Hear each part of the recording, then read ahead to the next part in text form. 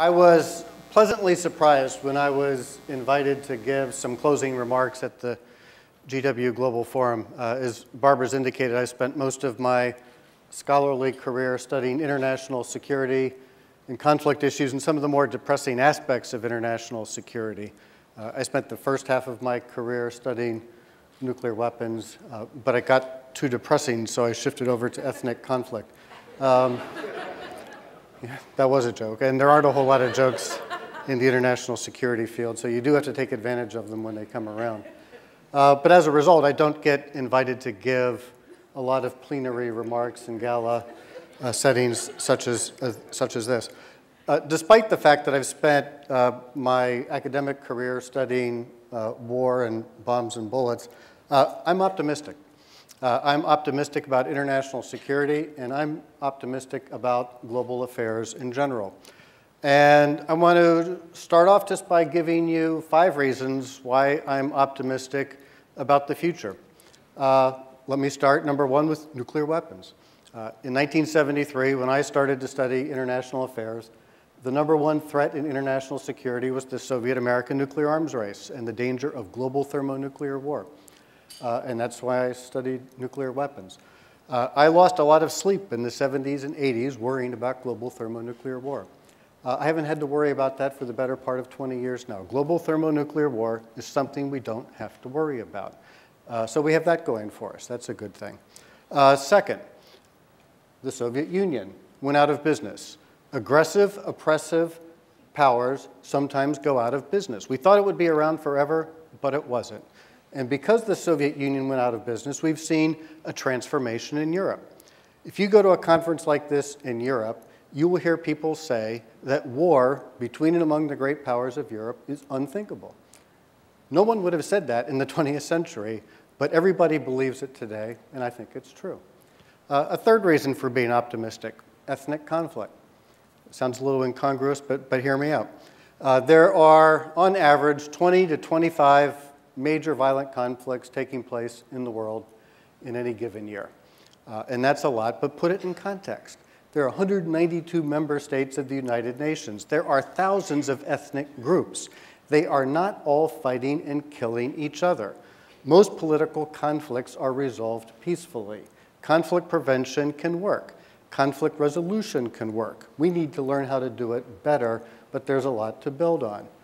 A fourth reason for being optimistic, politics. Since I'm out of Washington, D.C. right now, I can be optimistic about politics.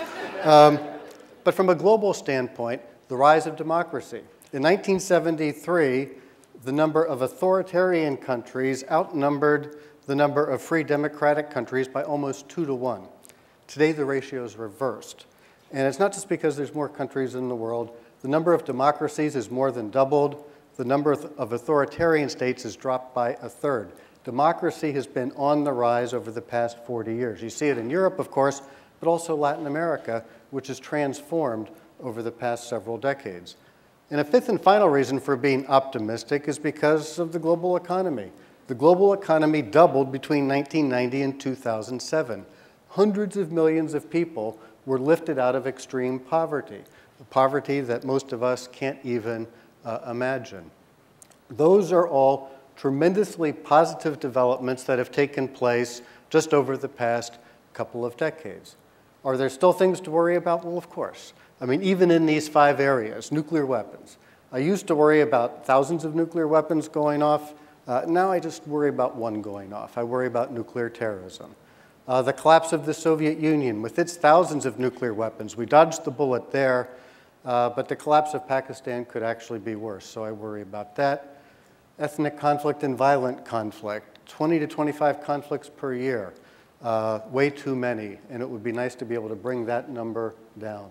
When the Cold War ended in the early 1990s, a lot of people thought that peace, love, and understanding was going to break out, but 6 million people died as a result of violent conflict in the 1990s. The 20th century did not end on a good note. In terms of politics, the rise of democracy over the past 4 decades has been great, but over the past 4 years, democracies have been going down according to studies of democratic trends. The longest downturn in the last 50 years. And of course, in terms of the global economy, 2009 was the year when global economic output dropped by 1%, the first time since 1945 we've seen that. So of course there are things to worry about. Looking ahead, and as educators, I think one of the things we have to do is look ahead through the first half of the 21st century. I think there are a couple of things that we can count on. International problems are going to continue. International problems are going to continue to become more complex. Some of them are going to intensify. These are long-term problems. They're going to require long-term attention. And one of the things that we often say in the field of international affairs, it's kind of a cliche, but it's true, is that international problems require international solutions. And as Einstein reminded us, politics is like physics, only harder. And so studying these issues from a political and policy standpoint is tremendously important. That's why universities are so important. Universities are in a powerful position to tackle these issues.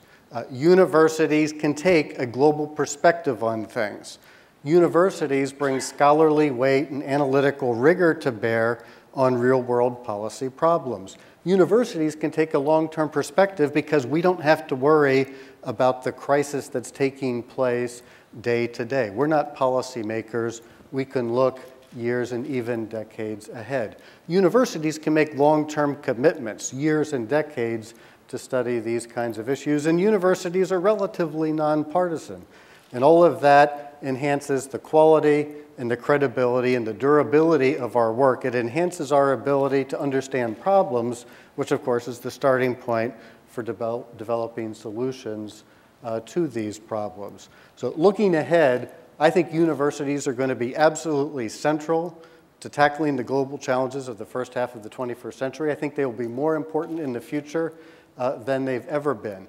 I have great faith in the power of universities, which is one of the reasons why I do what I do, but it's also one of the reasons why I'm optimistic about the future. And there's one final reason I'm optimistic about the future, and that's because I have great faith and confidence in this particular university, the George Washington University. GW is in a unique and powerful position to make a difference in the world. And I know that sounds melodramatic, but I believe it's true. If you put together a top 10 list of global challenges over the next several decades for the first half of the 21st century, some of the things you'd probably put on the list are, well, the global economy and the prospects for economic prosperity. Global security, the problem of violent conflict, war and peace. Global health, global education, global women's rights. The problem of governance in weak states. The problem of democracy, rule of law, and human rights. Energy and natural resources leading into climate change and the environment, science and technology policy. I mean, that's just 10. You could put together your own list, but I bet our list would overlap a lot. And if you look at my list, or if you look at your list, I bet you'll find that a lot of the things that we consider to be the most important issues are the things that you heard about today here at the GW Global Forum. Great universities tackle the world's great problems. GW is doing that. GW is in a powerful position to do that, of course, because of our location. But as Barbara Miller has heard me say many times, you know, we're a great university, not just because of where we are, but because of who we are. A great community of people. Scholars, students, staff, alumni, parents, friends, people who share our mission, people who appreciate that we're in a special position to make a difference in the world. What's exciting about GW, as you've heard from Chairman Ramsey and President Knapp and Provost Lehrman and others, is that this is a very exciting time to be at GW because as terrific as GW is today, the university still has tremendous unrealized potential. We are poised to go from merely terrific to truly great. And to make that transition, it really depends on all of us doing what we can to help this great university realize its potential. And as I said, I think GW really is in a unique position, really a catalytic position to make a difference in the world.